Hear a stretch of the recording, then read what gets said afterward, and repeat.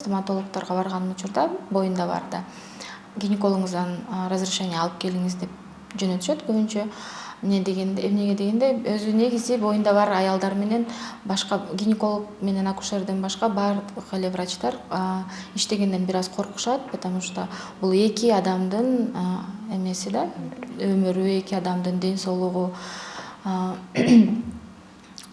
Тиш боюнча болсо эң жакшысы бул боюна болгонго чейин дарылап, бүт тиштерди дарылап, кариестер болсо дарылап, ошону анан боюнда болгон эң туура бул планирование беременности деген түшүнүк. Планирование деген бизде аябай аз, Кыргызстанда бул биз үчүн чоң көйгөй. Боюнда болгондон кийин гана келишет. Анан кээ бирки учурларда айтып коюшат, 3 ай 4 ай болгондо келесиң, анан учетко тургузабыз деп да айтышат экен кээ биркилер. Бирок бул аябай туура эмес деп ойлойм. Качан эң биринчи билгениңизден кийин боюңузда бар экенин, ошондо сразу барышыңар керек гинекологко. Бул биринчи правило. Тишке кайтсак, 16 жумадан кийин, эмнеге 16 жумадан кийин? 16 жумада бизде плацента, жана мен айтып кеткен, плацентабыз өз калыбынан келип, өзүнүн функциясын аткарып баштайт. Ошондуктан 16 жумадан кийин дарыласаңыз болот деп айтабыз. Кээ бирки анестезияларды колдонсо болот. Бирок рентген колдонгон болбойт. Көбүнчө учурда рентгенсиз стоматологдор тишти дарылай албайт. Ошондуктан бул жерде аябай спорный суроолор көп болуп калат.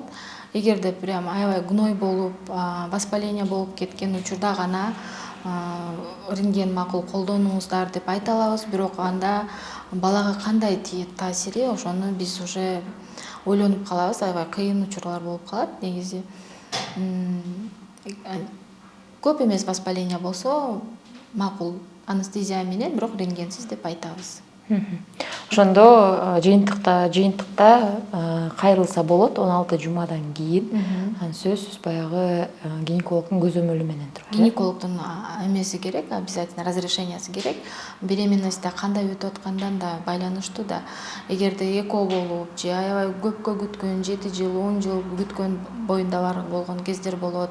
Ал деген боюнда бар кездеги аялдар бул аябай стресске кабылган аялдар, корккон аялдар.